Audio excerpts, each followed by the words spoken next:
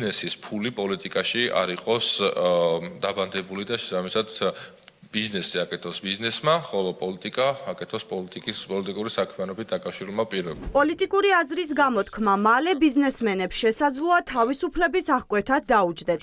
ისედაც რეპრესიული კანონი ქართულმა ოცნებამ პირველივე მოსმენაზე უფრო დაამძიმა და ბიზნესს საპარლამენტო ტრიბუნიდან გამოუცხადა, რომ მათი მხრიდან პოლიტიკური აქტივობა ჯერ ადმინისტრაციული, განმეორების შემთხვევაში კი სისხლის სამართლის პასუხისმგებლობით შეიძლება დაისაჯოს.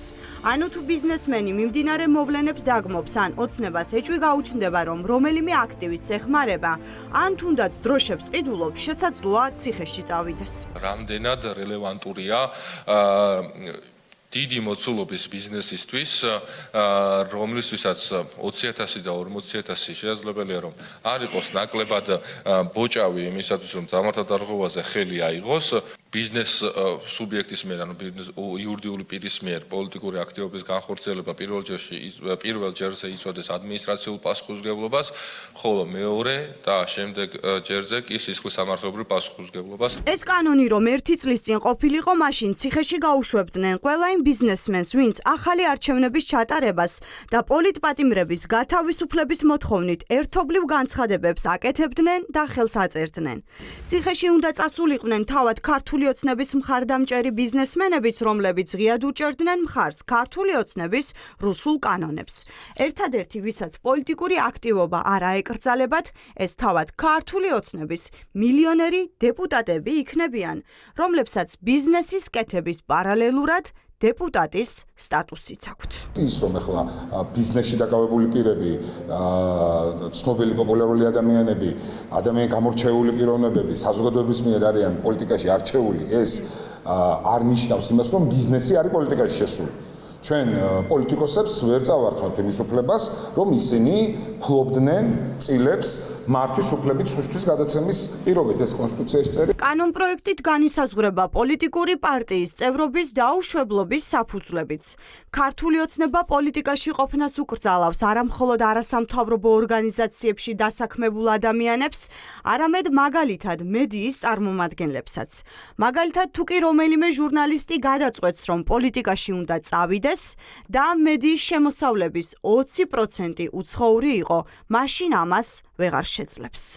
ის პირი, რომელიც პირდაპირ უცხოურ ინტერესს ატარებდა და ამას არ აქვს მნიშვნელობა დადებითი იყო, ნეიტრალური თუ უარყოფითი რომელიმე ინტერესი, მთავარი არის რომ ინტერესს ატარებდა, შესაბამისად მას პოლიტიკურ საქმიანობაში გარკვეული დროით აღარ ექნება შესაძლებლობა, რათა ისევ და ისევ როგორც საქართველოს პარლამენტის თავმჯდომარემ გამოიყენა ფინანსურ სექტორში არსებული ტერმინი, ეგრეთ წოდებული გაგრილების გარკვეული პერიოდი გავიდეს. არა და გაგრილების პერიოდი ყველაზე მეტად თავად შალვა პაპუაშვილს და ირაკლი კობახიძესაც უწევდა. სოციალურ ქსელებში გამოქვეყნებულმა ამ ფოტო და დოკუმენტურმა არქივმა დაადასტურა, როგორი მჭიდრო კავშირი ჰქონდათ მათ მესამე სექტორთან და როგორ მუშაობდნენ უცხო ქვეყნების დაფინანსებით.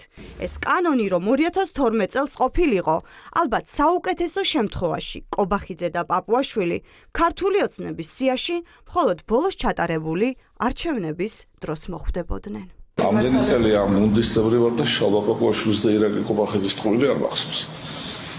ამიტომ რასაც ამბობენ სიმართლეა. ფოტოები ამტკიცებს და დოკუმენტები, რომ მესამე სექტორთან დაკავშირა ერთად მუშაობდნენ სხვადასხვა პროექტებზე.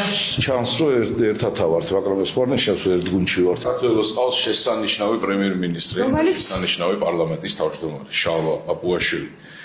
ირაკლი კობახიძე, ადამიანები, რომლებიც ემსახურებიან ჩვენს ქვეყანას, ჩვენი ქვეყნის ინტერესებს. გასაგები ხა საიას ოფისში შეიძლება სტუმრადაც იყო მისული. და მაგაშია საქმე ზუსტად პროექტის განსახილველად რო სტუმრად იყო და ირაკლი კობახიძეც ასევე თქვენ რასაც ავრცელებთ ინფორმაციას, ის ინფორმაცია სიმართლეს არ შეესაბამება. თქვენი დოკუმენტები და ფოტოები ადასტურებენ ბატონო გიორგი. ხვალ საგაზაფხულო სესიის პირველივე პლენარულ სხდომაზე ქართული ოცნება გრანტების შესახებ კანონში შესატან ცვლილებებს პირველი მოსმენით მხარს დაუჭერს. განხილვის პარალელურად კი პარლამენტის გარეთ საპროტესტო აქცია გაიმართება.